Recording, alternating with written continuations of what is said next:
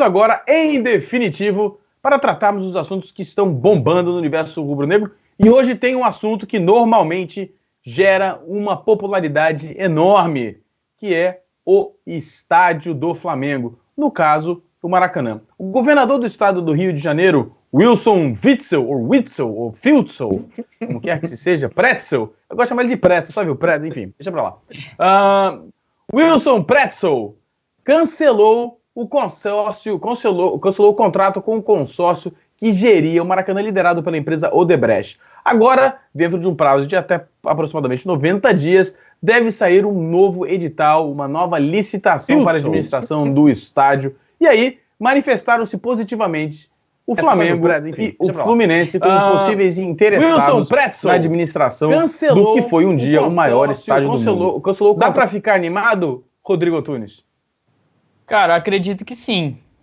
Até porque, assim, se a gente pensar tanto do lado do Maracanã como do lado também, se a gente correr atrás de um estádio próprio, é o que a nação mais clama agora nesse momento, a gente vai precisar até lá, até ser terminado o estádio, a gente vai precisar jogar no Maracanã. Então isso favorece muito o Flamengo por conta das questões financeiras que a gente sabe que a gente enfrenta muito e temos mais 30 dias aí para poder continuar que vai continuar, na verdade, com essa concessão a partir dessa qual o nome mesmo? protocolo, liminar, o que mesmo? Esqueci. Não sei o que você está falando. O documento no edital qual... de licitação. Isso, o edital de licitação tem prazo de 30 dias para ser efetivado e começar a valer. Então, dentro desses 30 dias ainda vai correr ainda esse processo com a concessão. E, enfim, como eu estava falando, a questão do valor da concessão é muito alto para o Flamengo. No meu ponto de vista, favorece demais a gente. Se a gente for, como eu falei, para os dois lados, se a gente for correr atrás de um estádio, ou se a gente for querer manter o foco no Maracanã, isso é perfeito, isso é bom demais para o Flamengo. Ana Beatriz Ayati, qual é a sua opinião? Então, assim, eu não estou muito positiva de que realmente seja uma medida para favorecer os clubes e que isso vai dar certo, sabe? Assim, e que a gente vá conseguir fazer algo com isso.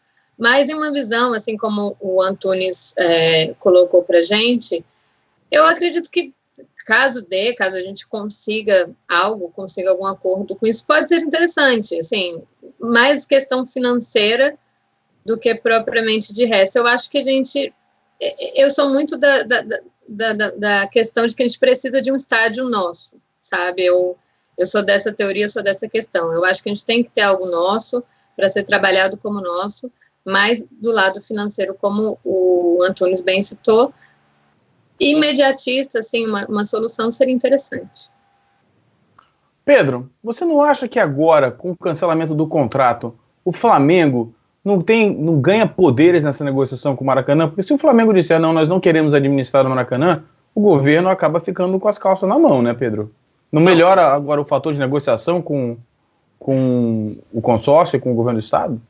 Bom, eu já adianto que minha opinião poderá ser drasticamente alterada de acordo com o que você falar, Kika, porque eu digo e repito, eu não conheço na mídia esportiva brasileira, pode ser que tenha, mas eu não conheço, alguém que tenha maior noção, maior entendimento de assunto, de construção, de estudo sobre estádios que você.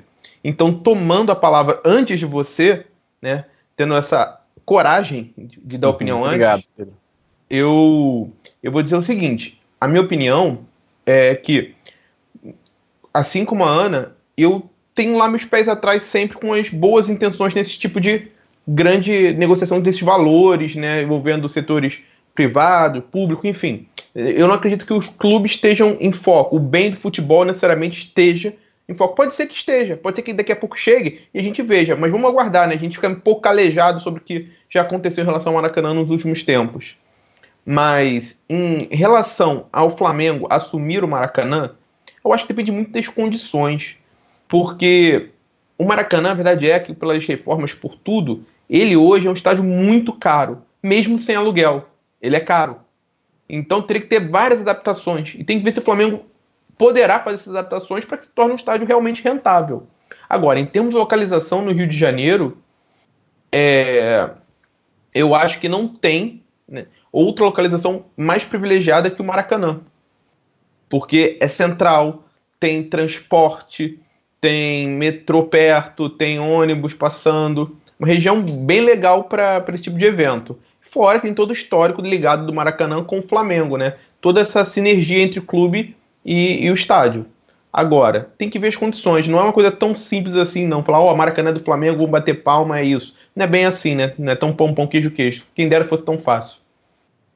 Eu particularmente acho que você, Pedro, mencionou a única coisa que é imbatível no Maracanã, que é a localização.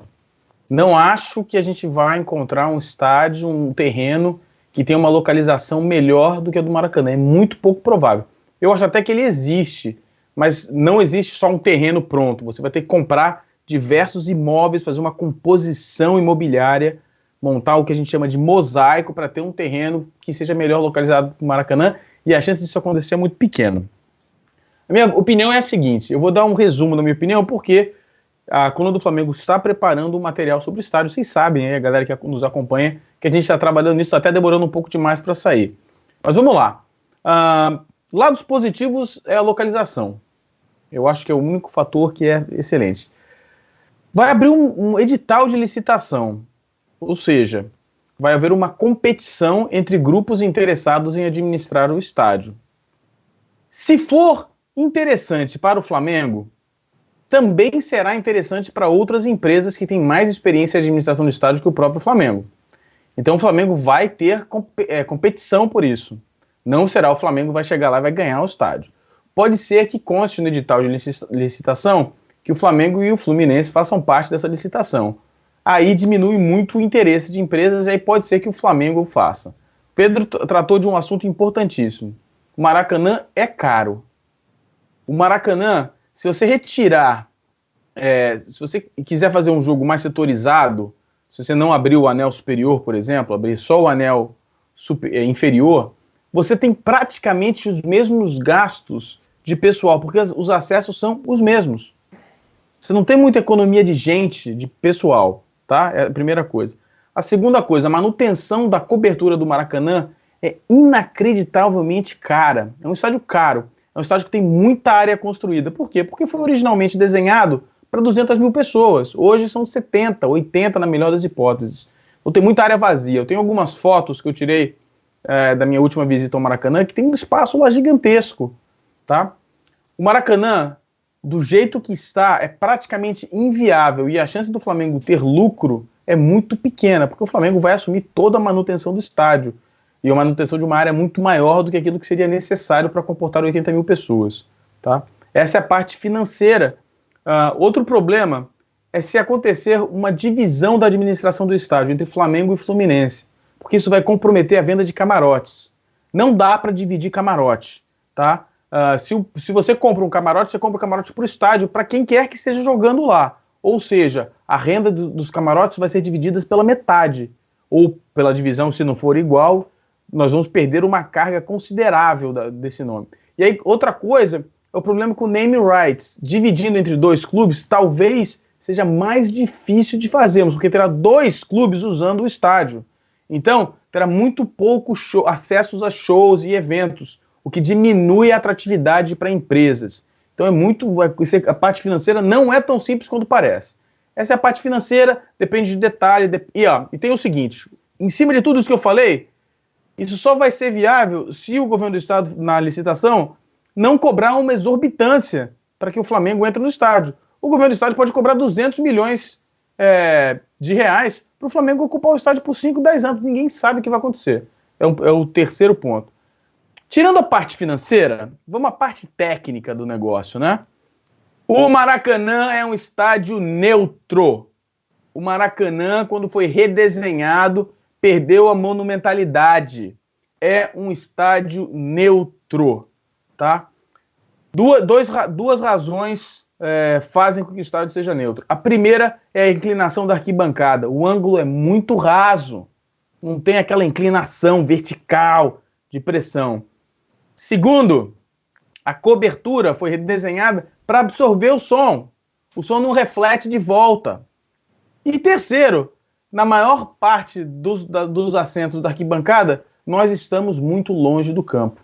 Exceção a parte perto do córner, no meio do campo e atrás do gol é a maior distância para o campo. São quase 30 metros de distância. Em alguns outros estádios do mundo, essa distância é de 4 metros. Então, o Maracanã, eu cresci dentro do Maracanã. Eu quero dizer para vocês, eu morava do lado do Maracanã, eu ia a todos os jogos, inclusive jogos que não eram do Flamengo. Sou um apaixonado pelo antigo Maracanã. Só que eu acho que não é a melhor opção para o Flamengo. Tá? A melhor opção para o Flamengo é um estádio próprio, mais barato, que a gente possa usar o terreno em volta para construir um shopping center para a gente, que a gente possa ter estacionamento, que a gente possa compartimentar o estádio sem gastar quase nada. Um exemplo disso, de compartimentização de estádio, é o Estádio da Luz, o estádio onde o Benfica joga lá em Lisboa. Quando eles abrem o anel inferior para 25 mil pessoas, eles têm uma economia de 80% de pessoal administrativo e de segurança para o jogo, porque o estádio foi desenhado com aquela característica. Então, o Maracanã não tem isso. Então, pegar a administração do Maracanã resolve a parte do problema. A gente pode melhorar o estádio, a gente pode retirar as cadeiras atrás do gol, mas a gente não vai poder aproximar as cadeiras do gol, porque senão ninguém enxerga.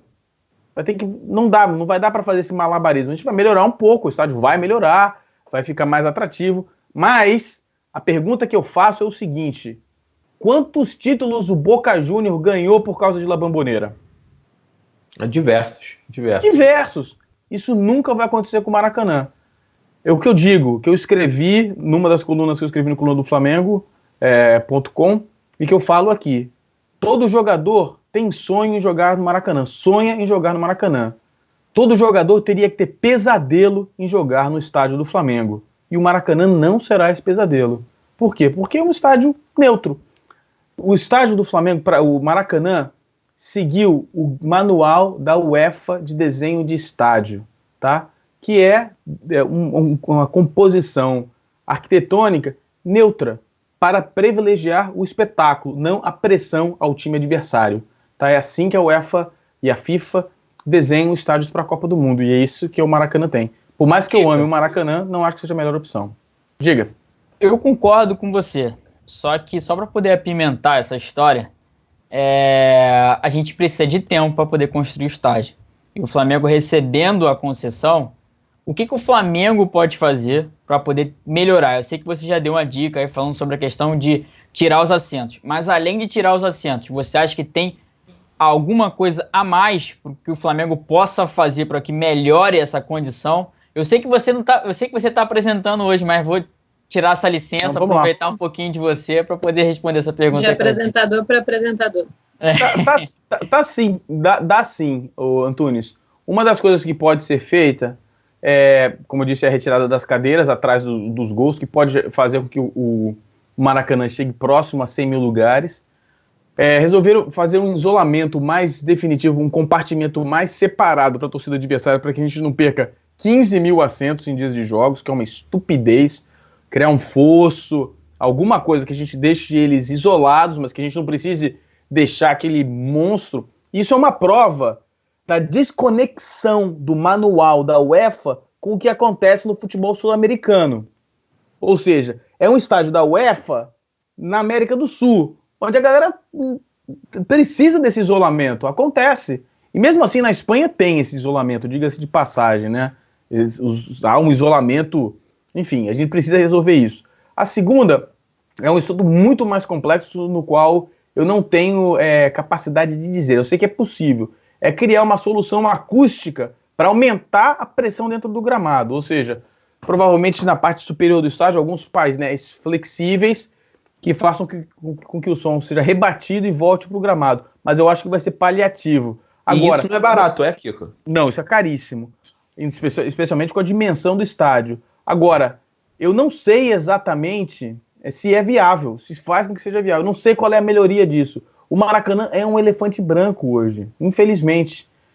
Agora, se o Flamengo ganhar a concessão temporária, uma concessão de 5 anos, por exemplo, para nos dar tempo de termos o nosso estádio, a gente vai ter que fazer um comparativo, Antunes. Esses 5 anos que a gente vai estar perdendo dinheiro jogando no Maracanã, vai nos dar a possibilidade de ter o nosso estádio? Ou seria melhor não ter essa concessão, gastar um pouco mais aqui e termos mais tempo de escolhermos algo melhor? Porque depois desses 5 anos, não sei, é uma conta financeira mais complicada. Eu acho que a única vantagem é que se nós pegarmos a concessão, a gente aumenta drasticamente a possibilidade de darmos um nome, se a licitação permitir, ao Maracanã. Sei lá, a Arena, blá, blá, blá, blá, alguma coisa, aumenta muito a chance. Porque se a gente... Aí acontece, por exemplo, como eu escrevi lá no WhatsApp dos nossos membros do clube, do Flamengo, é o seguinte: pega o estádio do Corinthians, né, a Arena da Corrupção. A Arena da Corrupção é lá em Itaquera, lá no final de Itaquera. Tem metrô? Tem metrô, mas é longe para burro. Eles não conseguem vender o nome do estádio. Não conseguem. Então, na conta deles, na conta dos gambás lá, eles queriam 400 milhões de reais para o naming rights, que era praticamente o que se conseguiu na Allianz Parque, lá no Parque Antártica, que é no meio de Perdizes, Sumaré, num bairro excelente de São Paulo. E que recebe muito show, né? Muito show. Ano passado recebeu 19, esse ano receberá 25 shows por ano, tá? Lá em Itaquera, os caras não conseguem. E não conseguem vender. Então é impagável lá. O problema é impagável. Então se o Flamengo achar um estádio lá na PQP, entendeu? Aquele bairro PQP, ou Vila Mãos ao Alto, né? O Flamengo acha o estádio lá na Vila Mãos ao Alto, constrói lá o estádio, terreno barato, não vai vender o name rights, não vai vender camarote. Você não vai mandar lá uma empresa tipo, sei lá, Microsoft, Google, vai comprar. Não vai, os caras não vão comprar. Os caras não vão comprar. Aí você vê que a gente acaba ficando dependente do Maracanã. Exatamente por conta da questão geográfica. Antunes, deixa eu te falar uma coisa. Isso é uma mentira que a gente tem na cabeça, Antunes. Construir um shopping center é muito mais complicado do que construir estádio de futebol. Eu tô falando da parte que você acabou de dizer, na parte geográfica, você posicionamento, local, que nem você deu o exemplo do Aliança Parque e do Itaquera. Então o Flamengo precisa estudar muito bem para poder saber aonde comprar o terreno. Aí entra aqueles vídeos que você selecionou, que eu acho que foi perfeito aquelas análises. Existe terreno disponível. Talvez não no tamanho que o Flamengo precise, mas o Flamengo precisa ter uma equipe imobiliária que vá ao mercado e crie esse terreno, como são criados para shopping center, como são criados para todos esses, tudo que a gente vê aí, que é grande. Cara, fazer um shopping center... É mais complicado, né? É mais complicado do que fazer um estádio de futebol. É muito mais complexo. Mas a gente fica nessa. E outra coisa, eu tenho um amigo meu que trabalha numa dessas redes de fast food muito conhecidas aí no Brasil, no mundo inteiro, diga-se de passagem. Que, inclusive, nos ajudou aí com algumas ideias, alguns comentários, e participou, inclusive, de uma negociação entre o Flamengo e essa empresa para fazer vocês sabem o nome da empresa, né? Enfim. E a gente tem uma brincadeira entre a gente. Ele diz o seguinte: é mais fácil o Flamengo construir um estádio no Rio de Janeiro do que abrir uma loja desta empresa na Zona Sul do Rio. Uhum. Não é tão difícil assim. Achar um terreno é muito difícil. Achar um terreno pronto de, sei lá, 150 mil metros quadrados pronto para o estádio é muito difícil. Agora, achar 2 ou 3 terrenos, começar a negociar, fazer uma permuta, como faz o mercado? Tem uma equipe para isso, né? Tem uma equipe para isso. Eu fiz a conta, isso custaria ao Flamengo algo em torno de 3 milhões de reais por ano para ter essa equipe rodando, achando e compondo o terreno. Tá? Mais ou menos é um investimento pequeno para isso. É risco que pode não achar o terreno. Pode não conseguir comprar o terreno. Agora, essa ideia de que não existe terreno, que é impossível, é de quem não entende de mercado imobiliário. O que me parece, né, é que a cidade do Rio de Janeiro, como é de conhecimento geral, ela não é um modelo de mobilidade urbana. Está longe disso. Algumas zonas só conseguem ter um fácil acesso. Boa parte delas, inclusive, não há transporte público que atenda algumas áreas em determinados horários. Então, assim, não é fácil levar o torcedor ao estádio. Me parece que a localização mais adequada, tirando o Maracanã, na verdade o Flamengo já até tem, que é a Gávea. Me parece um lugar onde tem metrô próximo, um lugar que tem acesso de ônibus, um lugar que, bem ou mal, é como o Kika falou, é um lugar valorizado na cidade, é mais fácil de name rights, botar certos shows, como já inclusive teve no passado lá. Então, assim, tem que verificar a possibilidade também de se é viável ou não construir um estádio na Gávea. Não é pelo seguinte, a Gávea tem um problema. Para construir alguma coisa numa região muito adensada, a prefeitura solicita uma coisa chamada relatório de impacto de vizinhança. Tá? O relatório de impacto de vizinhança analisa qual é o impacto de uma determinada construção em uma determinada região. É impossível sair um relatório de impacto de vizinhança na Gávea, no Leblon, dizendo que aquilo não vai interferir na região. Vai interferir na região. Interferindo na região, esse é um documento público, isso vai para a Associação de Moradores, a Associação de Moradores entra na Justiça e trava o projeto. Vai pedir vistas, o projeto nunca vai sair. Então eu particularmente acredito que na Gávea não é possível por conta disso. É um instrumento legal que não há prefeito ou governador que consiga quebrar esse processo. É um processo da justiça, é um outro poder. É o poder legislativo. Então vai ser judiciário, desculpa. Acho muito pouco provável que a gente consiga na Gávea, apesar de concordar com você, Pedro. Seria o melhor lugar possível para o Flamengo, seria na Gávea. Agora, Kiko, você não acha que com uma força política ajudando não seria... Poderia fazer isso andar mais rápido ou alguma coisa assim desse tipo? Até porque lembrando que o prefeito já deu uma... Eu não sei, eu esqueci o nome do documento lá, tem vários tipos de documento, falando a respeito disso, né? Tipo, de uma autorização dizendo que o Flamengo pode construir ali, mas não é de fato concretizado, é só apenas uma... Porque olha só... elaboração de estudo, vamos dizer assim. O governador do estado... Primeiro, o governador do estado tem muito pouca influência na aprovação de um projeto na cidade, porque não, isso prefeito, é questão da prefeitura. Pois é, eu estou só esclarecendo porque já tem a galera aqui no chat também falando do governador do estado. O prefeito em si tem mais influência, mas não consegue resolver o que acontece dentro das secretarias. O processo de aprovação, o prefeito não consegue dar uma canetada e aprovar, entendeu? Não funciona desse jeito. E aí, quando você tem um determinado imóvel que precisa de um relatório de impacto de vizinhança, um relatório de impacto ambiental, que não é o caso, o relatório de impacto de vizinhança abre uma possibilidade jurídica para a intervenção da Associação de Moradores junto ao Poder Executivo. Aí trava tudo. Aí você começa... é muito difícil conseguir, porque não tem como sair um relatório de impacto de vizinhança de um estádio, vamos dizer, 40 mil pessoas, na Gávea, sem dar banzé no relatório de impacto de vizinhança. Um relatório de impacto de vizinhança sério. E a Associação de Moradores, né, do Leblon Gávea, eles têm muita voz, né? Eles são muito ativos, então realmente não é uma coisa fácil, não, convencê-los disso. O Flamengo teria que conseguir uma composição com a Associação de Moradores, dando fazendo alguma obra de infraestrutura para melhorar. Mas, cara, a chance disso acontecer é baixíssima, baixíssima, baixíssima. Deixa eu dar uma boa noite pra galera aqui do chat e a gente volta nesse assunto se vocês quiserem. O Cristiano Oliveira tá por aqui, que já disse que meu cabelo tá ótimo. Obrigado, Cristiano Oliveira. Leonardo de Almeida, Andressa Souza, Mendes Charlotte, Andressa Souza, Peterson Diamantino, Rodrigo Martiliano, nosso grande amigo Rodrigo Martiliano, tá sempre por aqui. Lembrando a vocês que é hora de você deixar o seu like, ou aqui, ou se você está assistindo esse programa gravado no YouTube, já deixa o seu like no YouTube. Essa é a força que você pode dar para esse canal.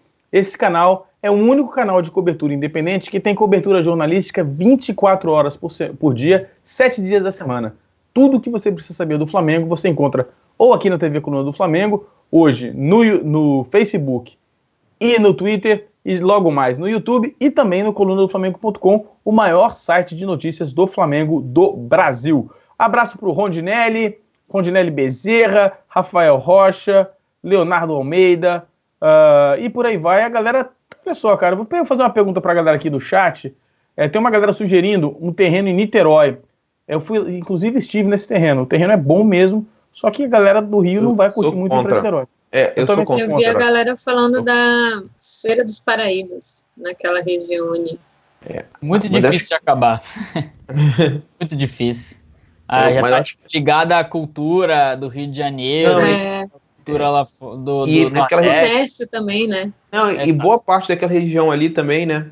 Região não só a periferia é região histórica. Então, assim, não é uma coisa tão fácil construir nada naquela região, não.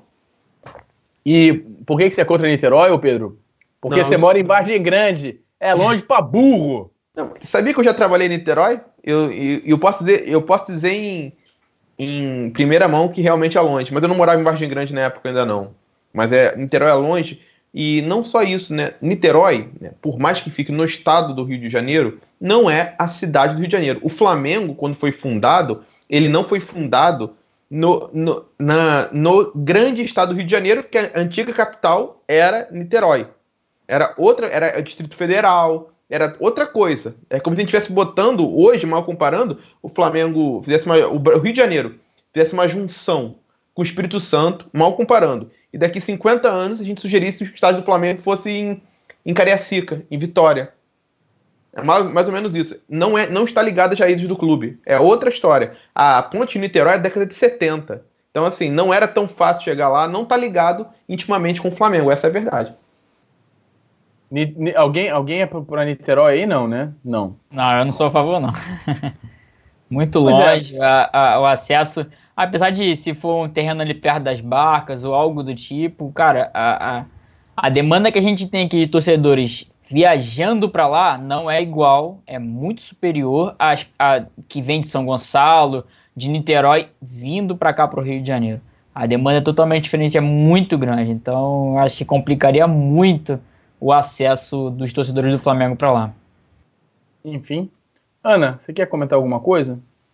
Não, eu acho que mudei para o Rio há pouco também, assim, eu sei que é muito longe, mas eu ainda também não conheço muito do trânsito, enfim, para poder falar da questão de região, assim, muito não. Mas eu sei que Niterói, eu sei que é bem longe. Inclusive, já evitei para lá umas 3 vezes, justamente por causa de horário, de trânsito, como é que eu ia fazer para voltar, enfim. Vamos ler. Só para completar em relação a Niterói, né? Às vezes as pessoas mais jovens não sabem, mas o Rio de Janeiro, pós a ida da capital para Brasília, ele virou o estado da Guanabara, né? Tinha o estado da Guanabara. Tinha o estado da Guanabara e o estado do Rio de Janeiro, eram 2 estados separados. Niterói era a capital do estado do Rio de Janeiro, que era outro estado que a cidade do Rio de Janeiro não pertencia. A cidade do Rio de Janeiro virou o estado da Guanabara. Só em 74 houve a fusão. E dos 2 estados viraram um só. E depois teve a inauguração da ponte. Então, assim, a gente está sugerindo que um clube que foi formado numa cidade, num estado, na capital do país na época, mude para outra região que nada a ver tem com a sua formação. É perder um pouco das raízes do clube. Então, não faz sentido para mim. Olha só, o Mendes Charlotte está comentando aqui, só ainda fazendo uma defesa de Niterói, dizendo que por conta dos royalties de petróleo, Niterói é uma das cidades mais ricas do estado do Rio de Janeiro, é perto do sistema de transporte, o que é verdade, só que eu acho a ponte de Niterói é uma barreira imensa para a galera sair do Rio de Janeiro e ir até Niterói. Entendo também a proximidade com São Gonçalo, enfim, mas não acho que seja o melhor também.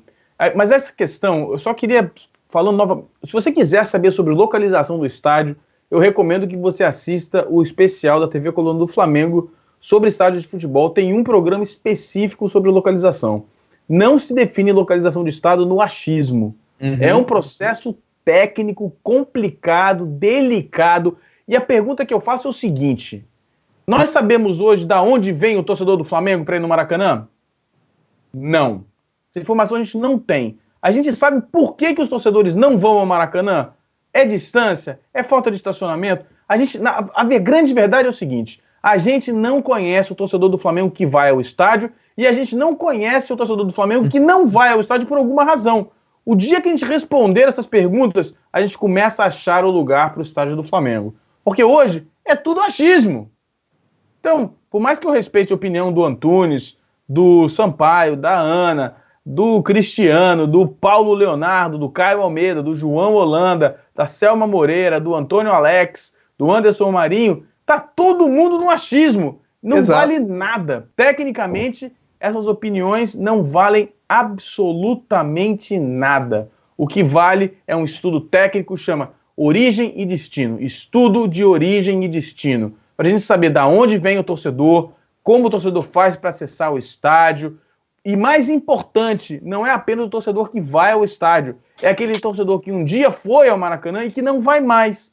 Por que você deixou de ir ao estádio? O que é preciso para que você volte ao Maracanã ou volte a frequentar um jogo do Flamengo em um determinado estádio? É assim que funciona.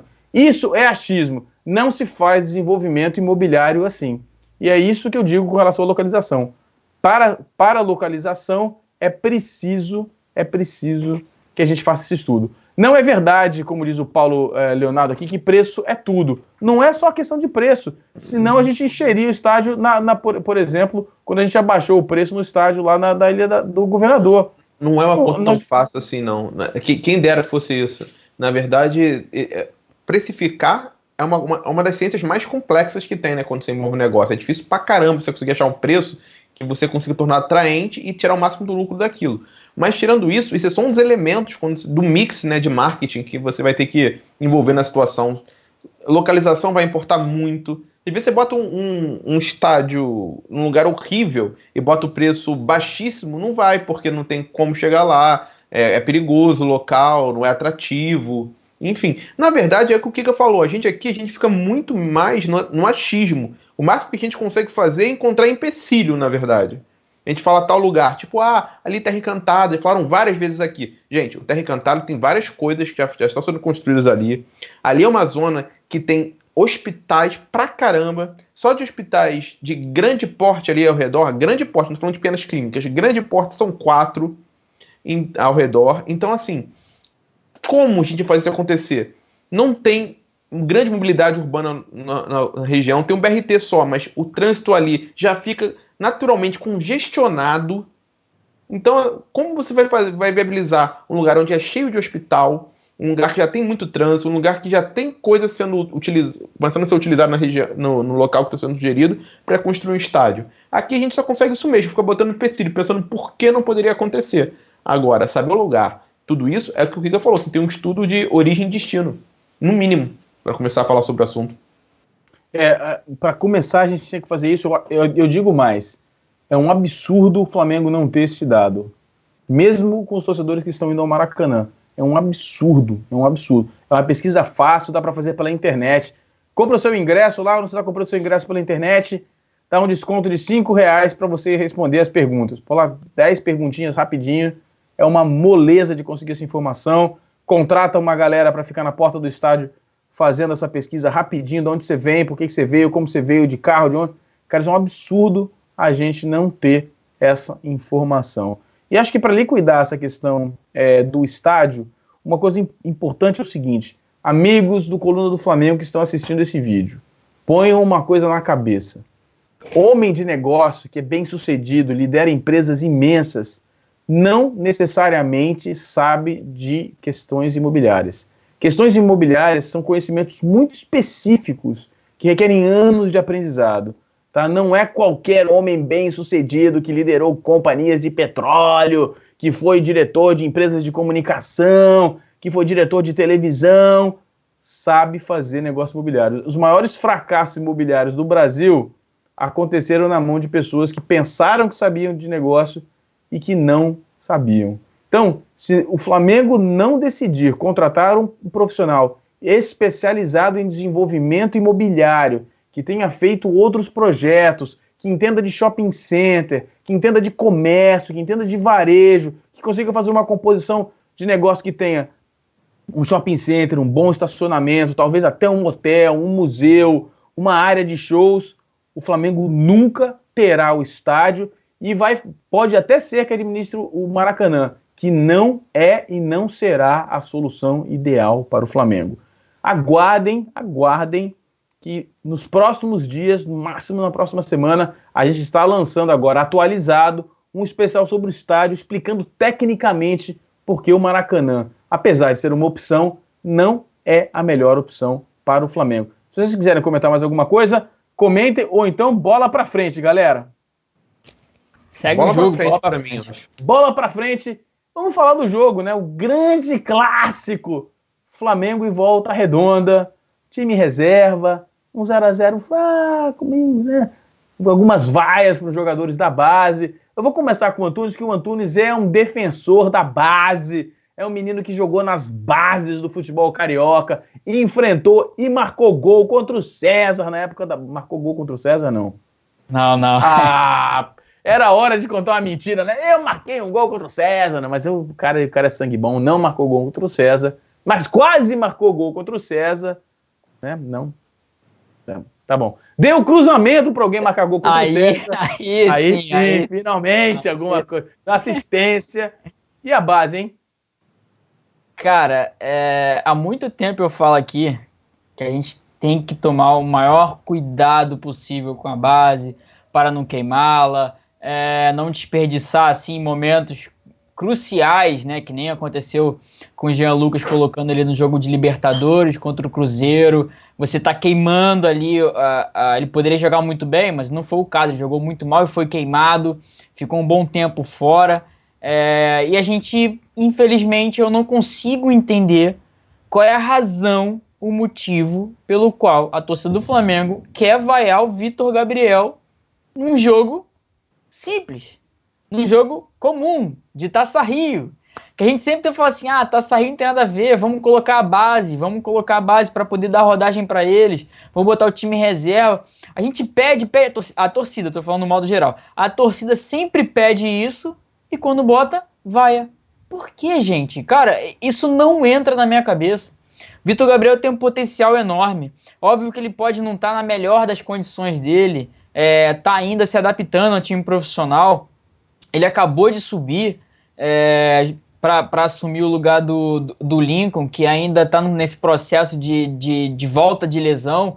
Então, assim, pode ser que ele retorne para jogar no time sub-20 ainda. Então, sabe, ele está nesse processo juniores profissional. Está na transição. Aí você vai querer vaiar o cara. Aí no próximo jogo, você pode... ele pode entrar não tão confiante como ele entrava nas últimas partidas, com aquela pegada dele toda, com medo de errar. Aí você queima o jogador mais ainda porque ele tem medo de errar. Cara, não dá certo.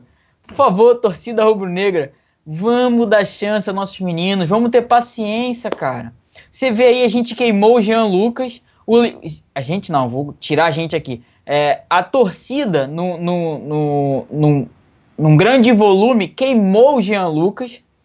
O Jean Lucas foi emprestado e agora tá jogando lá como titular no Santos. Ele poderia ser nosso segundo volante, com uma qualidade muito melhor do que o Arão, de saída de jogo, com um passe muito melhor. Então, assim, cara, é a oportunidade que se dá para um garoto, menino. A gente tem que ter paciência. Eles vão oscilar. A chance deles oscilarem é muito maior do que um cara com 28 anos, um cara com 30 anos, um cara com 26 anos, que tem uma bagagem, que tem uma experiência maior.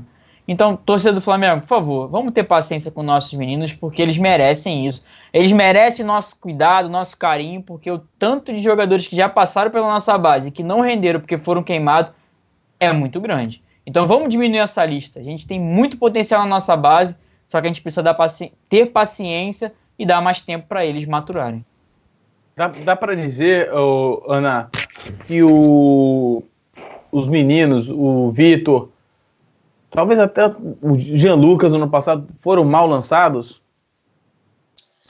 Eu falo isso com o tempo, assim, que eu acho que a gente tem que ter muito, muito, muito cuidado com a base. Assim. A torcida do Flamengo ela é uma torcida 880. Ou o jogador joga muito bem, cai na graça de uma maneira que ele se torna um craque por 90 minutos, ou ele se torna um pereba por 90 minutos. É mais ou menos por aí, sabe? Então, assim, a torcida ela pega como base o sub-20, em que os jogadores vão bem, rendem bem, se destacam, e aí já pede logo para subir, vamos para o profissional, utiliza tal jogador, utiliza aquele ali jogou bem na base, vamos botar ele aqui no profissional, como se não tivesse uma mudança também da base para o profissional. Existe essa mudança, existe essa adaptação, o jogador, além da idade, sabe, além da idade, você ter esse peso de você subir, você tá jogando com jogadores que já estão acostumados um pouco a jogar juntos, enfim, você sente a pressão. Um jogador profissional que já jogou, já passou por diversos clubes, chega às vezes e sente a pressão quando vai estrear por algum clube com alguma camisa, principalmente no Flamengo. Então, assim, eu acho que... e a torcida também pegou uma mania de se basear muito em Paquetá e Vinícius Júnior, sabe? Porque o jogador, ele é bom na base, ele vai ser... O que a gente usava de parâmetro antes, todo mundo era o novo Zico. Agora todo mundo é o novo Vinícius Júnior, o novo Paquetá, alguma coisa assim. E não, sabe? Tem jogador que vai se desenvolver com mais calma, tem jogador... Um exemplo disso, muito... que eu sempre batia nessa tecla, era o Lincoln. O Lincoln fez aquele gol no Grêmio, né? Que a gente... Naquele jogaço que a gente fez, tal. Depois o Lincoln jogou algumas partidas, foi bem. Só que a torcida queria o Lincoln de titular absoluto, mesmo quando o time estava indo mal, mesmo quando estava dando tudo errado para o Flamengo, a gente estava caindo e tal. E eu sempre falava assim, cara, eu acho que o Lincoln não está tão preparado para segurar uma pressão, para segurar uma barra, porque qualquer falha do Lincoln, a gente vai começar a queimar ele, sabe? A gente vai começar a falar que ele é um pereba, que ele é isso, que ele é aquilo. Assim como aconteceu mais ou menos com o Jean Lucas. O Jean Lucas, ele jogou um jogo bom, foi bem em um, em outro, se destacou, enfim. Quando ele foi mal, acabou. O Jean Lucas acabou em um jogo que ele foi mal. Precisou de um jogo para ele mal. Ele acabou, ele foi queimado, foi emprestado para o Santos, está se destacando, está indo bem. E eu acho que acontece muito isso no Flamengo. Inclusive, eu até falei disso já de técnicos que subiram da base também, que a gente falta experiência, falta esse treinamento, falta essa questão do processo de adaptação. Até no jogo que a gente falou, que teve o debate, a gente vai de time reserva ou a gente vai de titular? Um pouco antes de começar a Libertadores. Eu falei, olha, eu acho melhor a gente não utilizar o reserva, porque a gente precisa de cara, etc, etc, etc. E pode ser que a gente acabe queimando um jogador ou outro. A gente pode utilizar um jogador, a gente ainda não tem essa cara. A cobrança está sendo grande no Flamengo nesse ano. E foi assim com o Vitor Gabriel. A cobrança está tão grande que em um jogo, que assim, que não dá para avaliar. Gente, o jogo passado, não dá para você avaliar aquele jogo coletivamente. Não dá, aquele time não jogou junto, aquele time não vai jogar junto de novo, só quando a gente estiver testando, enfim. O que eu acho que já acabou essa fase de teste. O momento que a gente tinha para utilizar esses garotos, na minha opinião, era nesse período de teste do Abel, lá no início, que o Abel falou, olha, estou testando, estou indo só com reserva contra Bangu na segunda rodada, enfim. Ali já não era um momento muito de teste, justamente por isso. Eu já acreditava assim, cara, qualquer falha de um jogador que a gente está criando expectativa, seja o Vitor Gabriel, seja o Ronaldo, Tuller, quem mais está da base? Hugo Moura, né? Quem mais? Acho que só, né, da base? Hugo Moura, Clebinho, enfim. Dantas, né? Acho que qualquer um que você acabe utilizando e que vá mal, vai atrapalhar todo o processo desse jogador, que pode ser importante em algum momento para a gente nessa temporada. E aí vem o Vitor Gabriel em um jogo que não dá para se avaliar coletivamente, não dá para avaliar a tática, o esquema que foi utilizado, porque é um time que não tem entrosamento nenhum. Menos ainda o Vitor Gabriel. Menos ainda, porque ele está começando agora. Ele subiu ali para a Libertadores, nem foi utilizado, e está começando agora. Se não me engano, foi o segundo jogo dele, não foi? Com a nossa camisa? Titular, eu acho que sim. Titular. Acho que foi o segundo jogo dele. E ele saiu sobre vaia, sabe? Então, assim, como bem dito por Antunes, cara, o jogador, ele é um garoto. Para o jogador, pode acabar com uma carreira. Ele pode ficar nervoso e conseguir e acabar não rendendo mais. A torcida tem que entender que é da base. A gente está num jogo treino, a gente está ali, treino não, né? A gente está ali num jogo de teste em que o time nunca jogou junto, aquele garoto da base, ele tem potencial, eu acho que o Vitor Gabriel tem potencial para ser um bom jogador, eu acho ele muito forte fisicamente, eu acho ele interessante, um jogador muito interessante, só que se a torcida não souber abraçar, se a torcida não souber também lançar um jogador, porque a torcida faz parte do processo de lançamento do jogador, a gente vai atrapalhar. Então, a torcida ela tem muito essa base de 880, sabe? O Gabigol tá fazendo gol, se o Vitor Gabriel entra e joga mal, ele já não serve pra gente, a gente já não quer mais Vitor Gabriel, volta Lincoln. Se o Lincoln não joga bem, volta no Vitor Gabriel. Fica nessa, sabe? Então, eu acho que isso atrapalha muito. Eu sou muito dessa que tem que ter muito cuidado com a base. Nem todo mundo vai ser um Vinícius Júnior, que vai subir, vai arrebentar e não vai sentir o peso. O Vinícius Júnior não se explica. E nem o Paquetá. E o próprio Paquetá também já estava começando a oscilar, ele já estava tendo uma dificuldade em determinados momentos, sofreu com a pressão, mas já estava mais acostumado porque começou muito bem. Então, a torcida faz parte desse processo de lançamento do jogador, e é por isso que a gente tem que ter muito cuidado na cobrança, principalmente nessa fase do Flamengo, que foi o que eu falei, era um jogo para a gente continuar ganhando confiança no time do Abel, ganhando confiança no Abel e em todo esse elenco. Então, o elenco precisa de confiança para passar confiança uns para os outros. E ter vaiado o Vitor Gabriel foi uma atitude muito errada, na minha visão, tanto para o jogador quanto para a fase do time. E a gente não precisa... Claro, fala. Rapidinho, só queria fazer um comentário aqui a respeito do que o Rafael Rocha colocou aqui nos nossos comentários. Ele botou assim, o Vitor Gabriel tomou vaia porque não deu um pique para tentar pegar a bola na linha de fundo.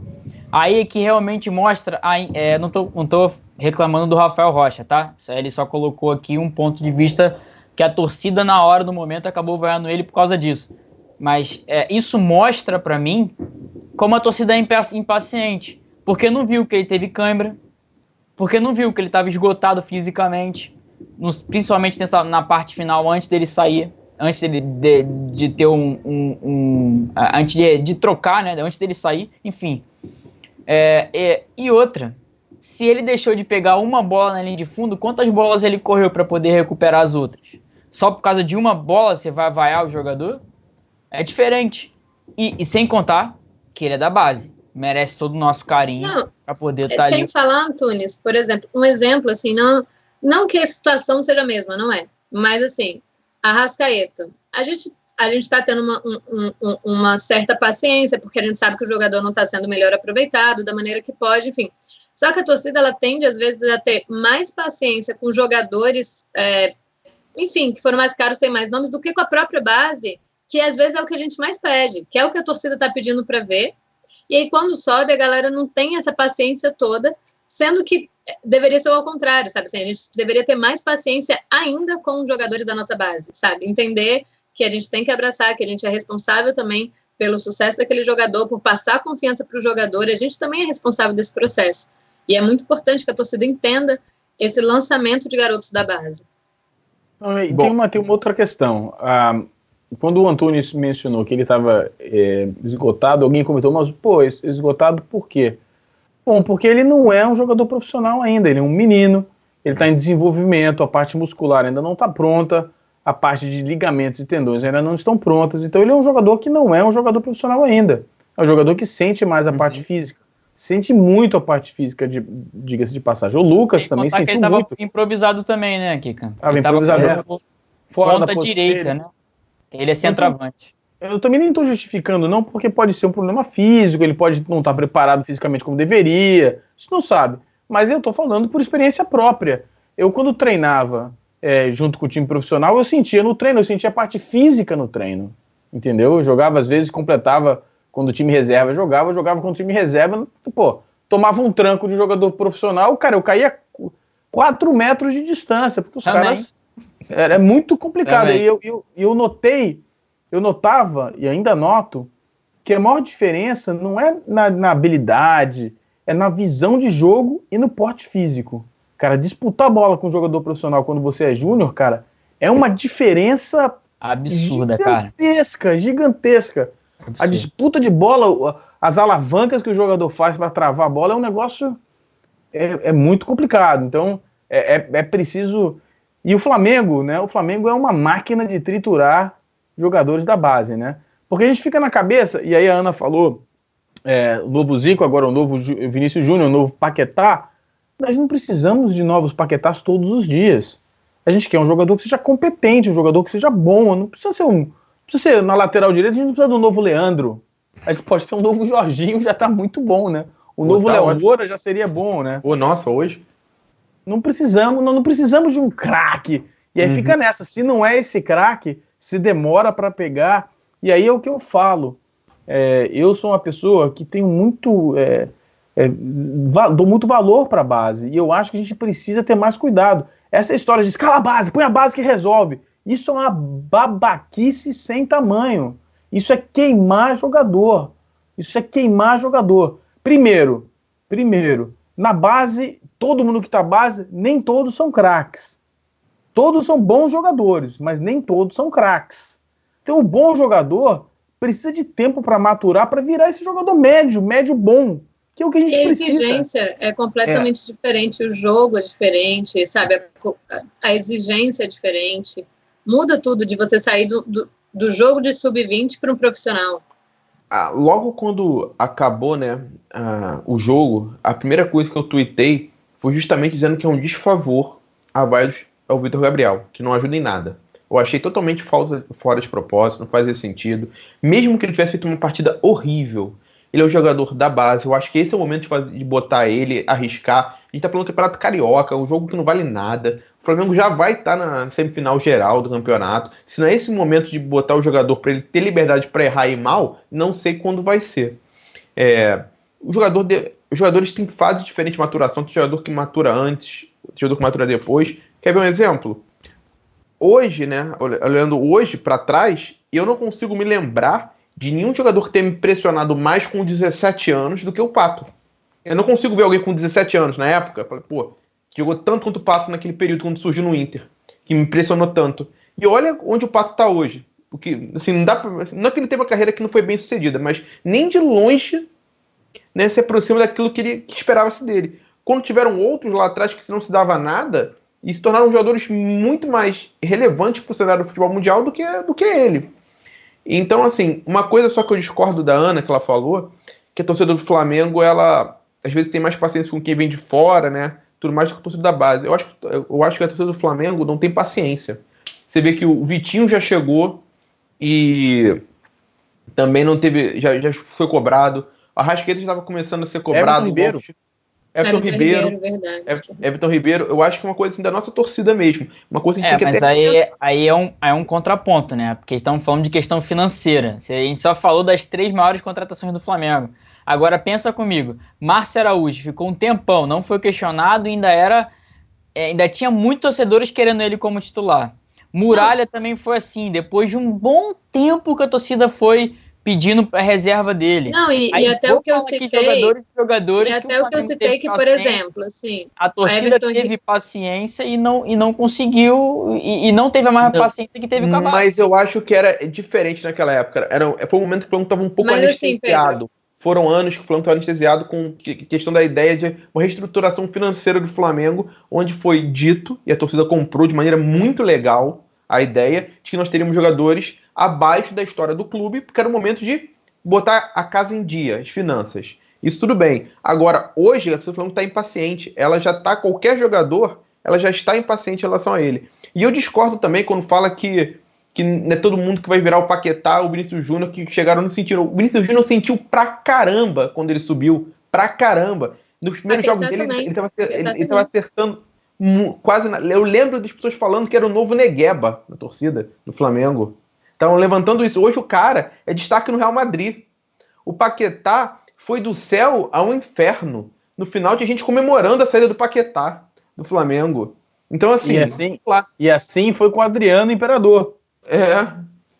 Então, lembrando exatamente. Que o Adriano Imperador saiu pela... Não, e Pedro, assim... Tinha o Reinaldo e o Adriano Imperador, a gente vendeu o Adriano e ficamos com o Reinaldo, né?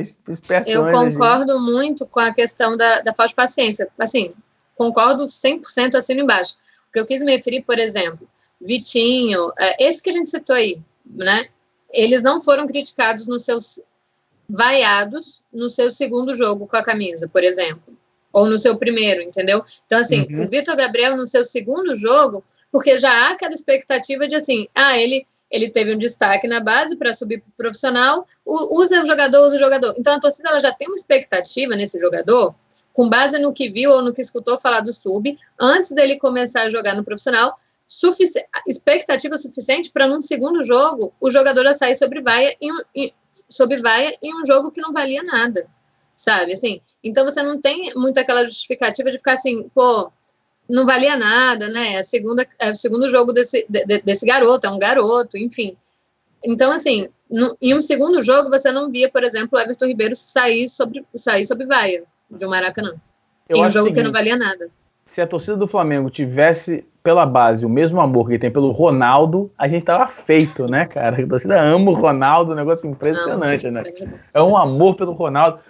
Pra gente liquidar aqui, Antunes, o seu boa noite e o placar do jogo de amanhã, o grande clássico, dois times grandes do Rio, Flamengo contra Madureira, que é o segundo maior time do Rio de Janeiro.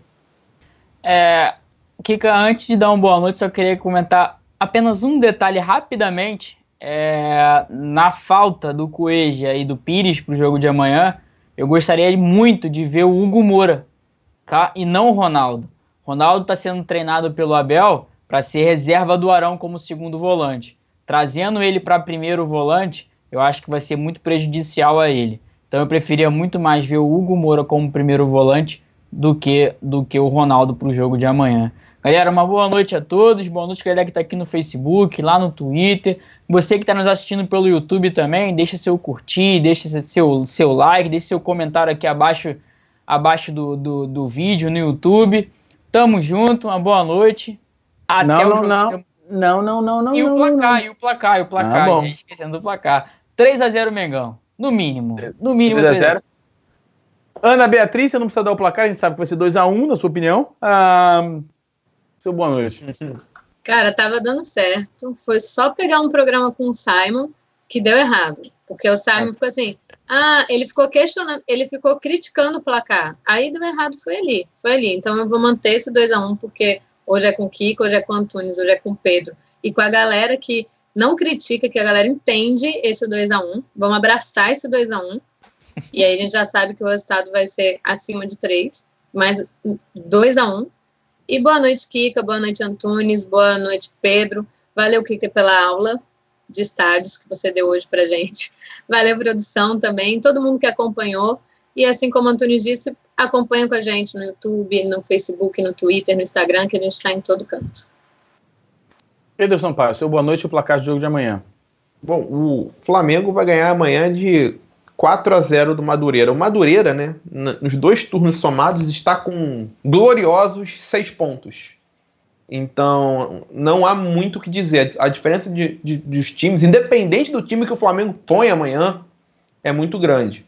Então, de uma perspectiva otimista, a gente, né, quer 4-0. Agora, já vou reiterando, caso o jogo não se desenvolva desta forma como eu espero e torço, é para a gente ter paciência com os jogadores que estiverem em campo, principalmente aqueles da base, porque estar num processo de transição é a época do ano justamente para fazer esse tipo de teste. É agora a hora para errar. O que não pode errar é nas oitavas de finais de Libertadores.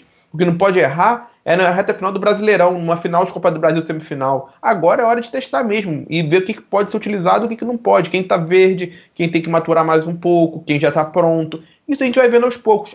Então, por favor, galera, vamos ter paciência. Então, gente, boa noite aí, Kika, boa noite, Ana, boa noite, Antunes, boa noite todo mundo que acompanhou a gente esse tempo todo. Muito obrigado. Muito obrigado, Mendes, Charlotte, Alex Reis, Cristiano Oliveira, Cristiano Oliver, o Pedro tá por aqui também, João Renato Costa Moura tá sempre aqui com a gente, Léo Santos, Anderson Marinho, Edgar Rosa Rodrigues, grande Edgar Rosa Rodrigues, Rafael Lima, Sérvulo Paixão, Alex Reis, todo mundo que participou, Andressa Souza, Luciano Tárcio, Adeilson Gonçalves, Caio Almeida, eu já falei, o Léo Santos, Nélio Aleixo, vamos pegar aqui a galera que tá mandando aqui, o Jander Manauara, o Leonardo de Almeida, Cláudio Régio, Alex Reis, muito obrigado, Fábio Souza também, todos vocês que participaram, obrigado, Rodrigo Antunes, Ana Beatriz Ayati, Pedro Sampaio. Amanhã, Flamengo 6-0 contra o Madureira. Obrigado, Anderson Cavalcante. Uma boa noite, nos vemos amanhã.